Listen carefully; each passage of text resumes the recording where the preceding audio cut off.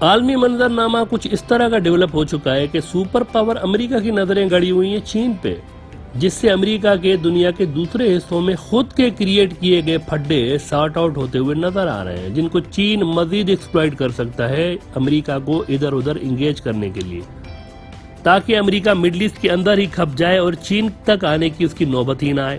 اس کا مثال امریکہ افغانستان کے اندر دیکھ چکا ہے۔ فضول کی جنگ میں امریکہ کئی ٹریلین ڈالرز اور لاکھوں کی فوج لگا کے بیٹھا رہا، جبکہ وہاں کے سارے ٹھیکے چین اٹھاتا رہا۔ امریکہ کو انگیج رکھنے کے لیے روس اور چین دونوں نے بھی افغان طالبان کی بھرپور سپورٹ جاری رکھی، اسپیشلی پچھلے کچھ سالوں کے اندر۔ اب اس میں ہو یہ رہا تھا کہ امریکہ فوج بھی لگا رہا تھا، پیسے بھی لگا رہا تھا، ذلیل بھی ہو رہا تھا۔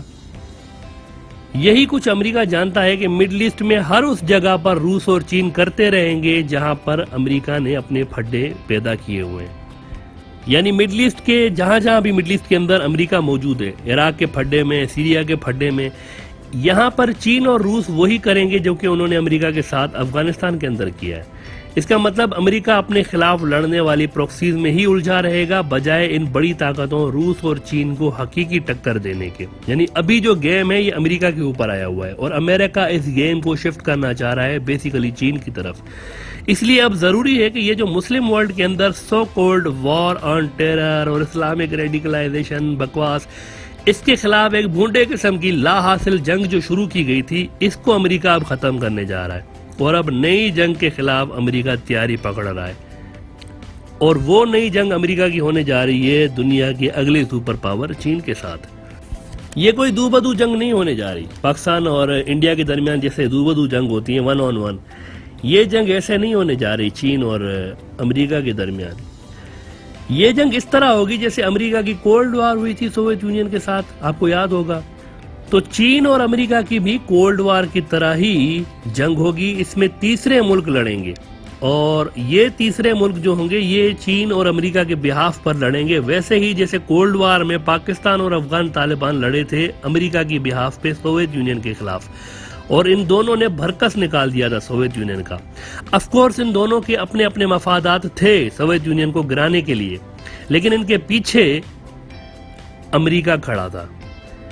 لہذا اس وقت امریکہ جنگ کے پہلے فیز کی تیاری کرتے ہوئے ہر اس ویک پوائنٹ کو ٹھیک کرنے میں لگا ہوا ہے جہاں پر چین اور روس اسٹرائک کر سکتے ہیں، ویسے ہی جیسے افغانستان کے اندر دونوں نے امریکہ پہ اسٹرائک کیا افغان طالبان کی شکل میں۔ آپ جانتے ہیں کہ روس نے امریکی فوجیوں کے سر کی قیمت تک مقرر کی ہوئی تھی افغانستان کے اندر، کہ افغان طالبان اتنے امریکی فوجی ماریں گے تو اتنا انعام ان کو روس دے گا۔ آپ نے اینگری برڈ گیم کھیلی ہوئی ہے کبھی؟ اینگری برڈ میں جیسے جیسے ٹارگیٹ کو ہٹ کیا جاتا ہے اس حساب سے پوائنٹس مل رہے ہوتے ہیں، بالکل یہی چیز افغانستان کے اندر ہوئی۔ افغان طالبان جیسے جیسے ہٹ کرتے تھے امریکی فوجیوں کو تو ان کو اس کے پوائنٹس ملتے تھے۔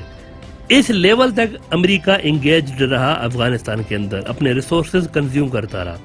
تو امریکہ ابھی ان تمام ویک پوائنٹس پر اس وقت کام کر رہا ہے جہاں پر اس کی پٹائی ہو سکتی ہے اور جہاں پر اس کے ریسورسز کنزیوم کروائے جا سکتے ہیں، وہ ریسورسز جو کہ امریکہ چین اور روس کے خلاف استعمال کرنا چاہتا ہے۔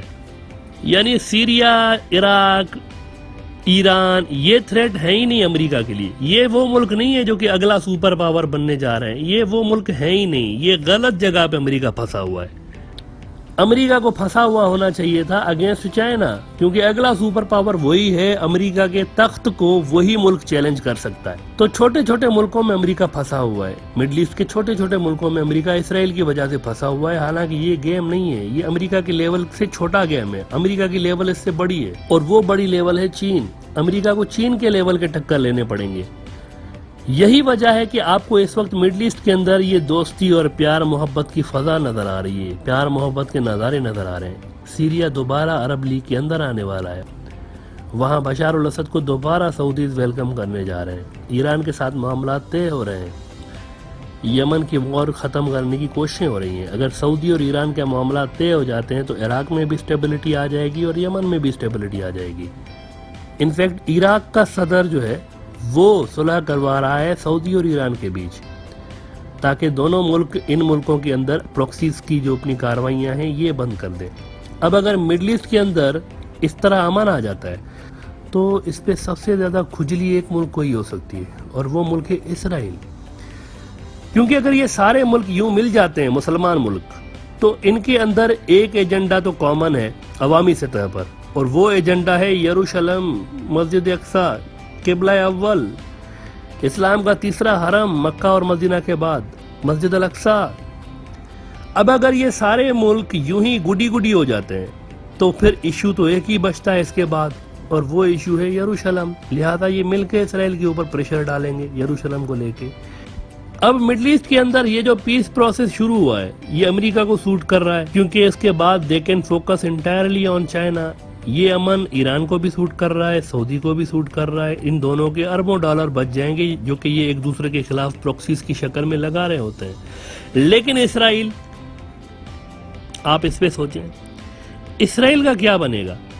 اسرائیل کا مثال ایسے ہے جیسے 10 گھوڑوں کے بیچ ایک گدھا بندھا ہوا ہو، کیونکہ بہت سارے مسلم ملکوں کے بیچ میں یہ صرف ایک چھوٹی سی نان مسلم اسٹیٹ ہے مڈل ایسٹ کے اندر، اور وہ بھی اس جگہ پہ جہاں پر مسلمانوں کا حرم ہے۔ تو یہ اسرائیل کی پوزیشن ہے۔ لہٰذا یہاں پر اسرائیل کے لیے بہتر یہی ہے کہ یہ جو سارے مڈل ایسٹ کے ملک ہیں یہ یوں ہی لڑتے رہے آپس میں، اسرائیل کی طرف دیکھیں ہی نہیں، کیونکہ 1960s میں اور اس سے پہلے بھی جب مڈل ایسٹ میں بہت زیادہ سنگین پھڈے نہیں تھے، سعودی عرب اور ایران اس طرح الجھے ہوئے نہیں تھے آپس میں، اور عرب بھی سارے ملے ہوئے تھے، تو کیا ہوا تھا؟ سب نے مل کے اسرائیل سے جنگیں کی ہوئی ہیں، کیونکہ اگر آپسی مسائل نہیں رہتے تو پھر ایک ہی مسئلہ بچتا ہے، یروشلم۔ اب مسلم ورلڈ کے درمیان بڑھتی ہوئی قربتوں پہ اسرائیل نے کیا گند مچایا ہے یہ ذرا سن لیں۔ ایران سعودی کے پیس ٹاکس چل رہے ہیں، کل ترکی کے اہم ڈپلومیٹ سعودی آ رہے ہیں، تو ترکی اور سعودی کے بیچ بھی جو ایک مسئلہ خراب تھا وہ بھی بہتری کی جانب جا رہا ہے۔ مصر اور ترکی کی دوستی پہلے ہو چکی ہے، سیریا اور سعودی عرب بھی دوبارہ سے قریب آ رہے ہیں۔ ایسے میں اسرائیل نے چڑھائی کر دی ہے مسجد اقصی پہ، شوز سمیت اسرائیل کے فوجی مسجد اقصی کے اندر گھسے ہیں، اور جہاں پر نہتے مسلمان نماز تراویح پڑھ رہے تھے، اور 150 سے زیادہ نمازیوں کو مار مار کے لہو لہان کر دیا ہے اسرائیل کی فوجیوں نے۔ اب آپ بتائیں کہ آخر اس وقت اس ٹائم پہ یہ سب کچھ کرنے کے پیچھے اور کیا مطلب ہو سکتا ہے؟ امریکہ اور اس کے رائیولز کو یہ پیغام بھیجا جا رہا ہے اسرائیل کی جانب سے کہ دیکھیں، یہ مت سمجھیے گا کہ یہاں مڈل ایسٹ میں پروکسیز وار کوئی بند کروا سکتا ہے، یہاں پر کوئی امن کروا سکتا ہے ہمارے بنا۔ اسرائیل یہ میسج بھی دے رہا ہے کہ اگر امریکہ ہمارے سر سے ہٹے گا تو بھی یہاں پر کنفلکٹس تو جاری رہیں گے، اور کنفلکٹ اگر جاری رہے گا تو ظاہر سی بات ہے کوئی نہ کوئی سپر پاور تو ہاتھ رکھے گی ان کے اوپر۔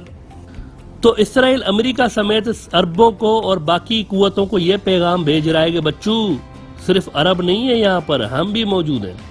اصل میں ہوا یہ ہے کہ اسرائیل نے یہ جو بھونڈے قسم کی کاروائیاں کی ہیں مسجد الاقصی میں، اس سے کچھ دن پہلے ٹینشنز اسکیلیٹ ہونا شروع ہوئے تھے۔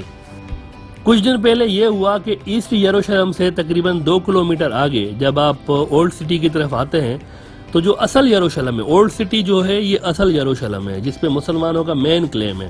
اصل جو شہر ہے، 2 حصے ہیں اصل میں یروشلم کے، ایک تو نیا یروشلم ہے جو کہ بعد میں جہاں پہ بلڈنگیں وغیرہ بنی ہیں، ایک اولڈ یروشلم ہے، اصل جو شہر یروشلم کا ہے اس کو اولڈ سٹی کہا جاتا ہے۔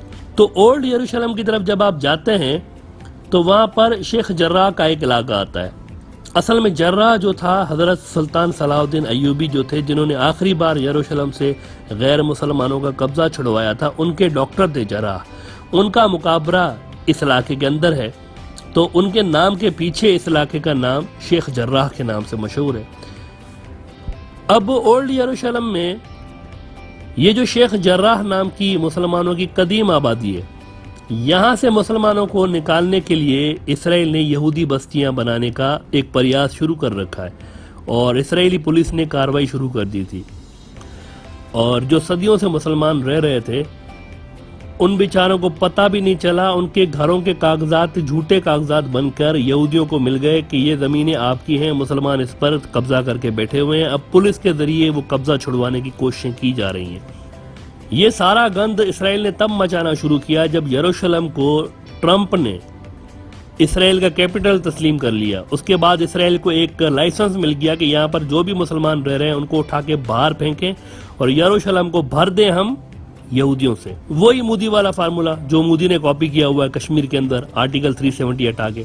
تو تو یہاں پر بھی وہی چیز کرنے کی کوشش کی گئی ہے کہ یروشلم میں جو مسلمان رہتے ہیں، جو کہ آپ کو مسجد اقصی میں نماز پڑھتے ہوئے نظر آتے ہیں، اور اکثر مسجد اقصی لوکل مسلمانوں سے بھری ہوئی ہوتی ہے وہاں پہ، ان کو نکالنے کے لیے یہ پریاس نیتن یاہو نے شروع کر رکھا ہے۔ تو اس پہ پہلے سے ہی ٹینشنز کچھ دنوں سے بڑھے ہوئے تھے۔